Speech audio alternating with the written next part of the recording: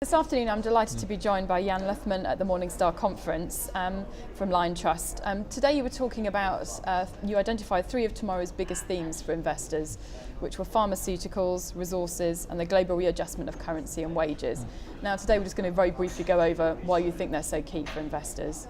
Pharmaceuticals, the main theme here seemed to be you were talking about a change in investor perceptions. Can you just elaborate a bit on that? I think that's key. I think the changes that we described in the presentation within the industry, the shift in focus away from Western primary care towards emerging markets, towards lifestyle drugs, towards over-the-counter, towards branded generics, those changes in focus are already underway.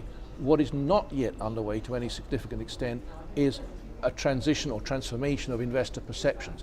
Where pharmaceuticals are now in terms of investor perception is very similar to where tobacco was 10 years ago, when tobacco itself was perceived to be trapped in mature Western markets, no growth prospects, no pricing power, lots of litigation risk, lots of political interference. That is almost exactly where pharmaceuticals are now. Pharmaceuticals are moving on. If investor perceptions catch up with that, that could be quite exciting in terms of revaluations. And the second theme you were talking about was resources, raw materials and energy companies there. Why do you think that's so key? Why is that key one for investors? I think they represent a store of real value. The values of resources and the earnings of resource companies will still go up and down with economic cycles. That's a given. But what we're saying is that resources themselves, A, they represent a store of real value at a time of continued currency debasement. All the major Western economies of the world are engaged in currency debasement in one way or another. We're no different. At a time when your national currency is being debased, it surely makes sense to have part of your wealth in a long-term real asset store of value. Secondly, we're saying that rapidly emerging markets, rapidly emerging economies are huge consumers of resources. They are the ones with the biggest need for resources because they need it to build out their physical infrastructure. But we have this peculiar situation where those with the biggest need have the lowest ownership. We've been evolving for 150 years. We've had 150 years to gain access to resources, to gain ownership of resources. The rapidly emerging economies aren't there yet. It means that there's a whole new area of competition for resources in the world. Guys who most need resources, least own them, they're going to be competing for ownership. It is going to provide, I think, a very profound long-term floor to valuations. And you said there could be a premium on companies based in areas where there aren't any issues in terms of maybe ethical Oh yeah, absolutely. I think the UK Bribery Act is a very powerful influence, and I don't think its implications are priced in yet.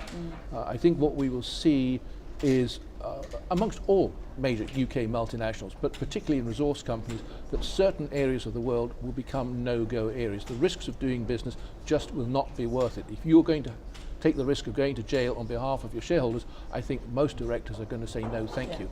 And because of that, I think we will see an increased emphasis on resources located in what you might call ethically uncontentious areas of the world.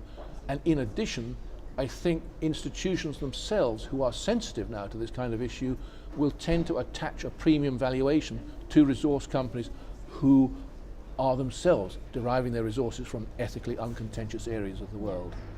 Okay, and just finally, the last theme was the global readjustment of currency and wages, which you've identified as being a key going forward. Yeah, you can just summarise. Yeah, I think this, to me this is a particularly powerful theme. You know, all competing economies in the world, because it's a globalizing world and it's competitive, we have to move towards some kind of rough approximation of cost parity. The cost of making things in different economies has to be roughly equal. Otherwise we will end up with all the employment in one area of the world and all the unemployment in another area of the world. Now clearly if you've got unique skills or unique resources or a unique brand, you've got pricing power and a degree of immunity to competition. But in broad terms, we have to, in this globalizing world, move towards some kind of approximation of cost parity. But because we're humans and because we like wage increases but don't like wage decreases, I think this process of adjustment will happen via different routes in different parts of the world.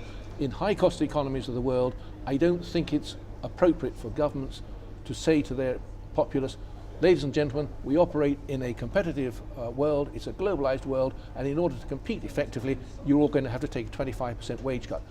We've already tried this in Greece and it doesn't work. I think what we will see in high-cost areas of the world is a depreciation of the currency rather than a cutting of wages.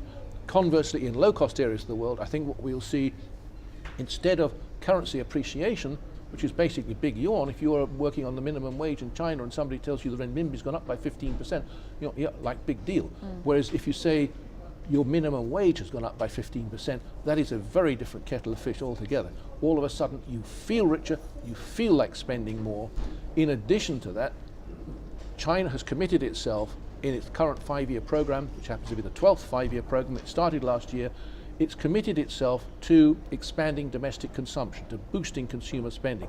One of the methods will be by a process of accelerated wage increases. The plan calls for 13% a year increase in wages for the next 5 years. That is a huge increase in consumer incomes. In addition to that, in order to encourage its citizens to spend that additional income, the Chinese government is committing itself to substantial expansion of its social health care, its social welfare programs. That will reduce the need to save and further augment the inclination to spend. So I think these will be very powerful drivers of consumer spending. And also you could say that from the point of view of companies based in this part of the world who are making consumer goods that they're exporting to that part of the world, A, because our currencies are depreciating, our goods will become steadily more competitive in those parts of the world, and B, the earnings in that part of the world, when they're translated back into sterling, will be augmented by the fact that we're depreciating our currency. So to me as an investor... So there's big implications for the consumer sectors there, and I think to me it just makes a lot of sense, not for the consumer sector in this country. I mean, I wouldn't invest in the retail sector in this country. What I would invest in are companies like Reckitt and Benckiser, like Unilever, who are UK listed, but who are producing goods that they are marketing to consumers in China. Okay, thank you very much for your time. You're very welcome. Thanks very much.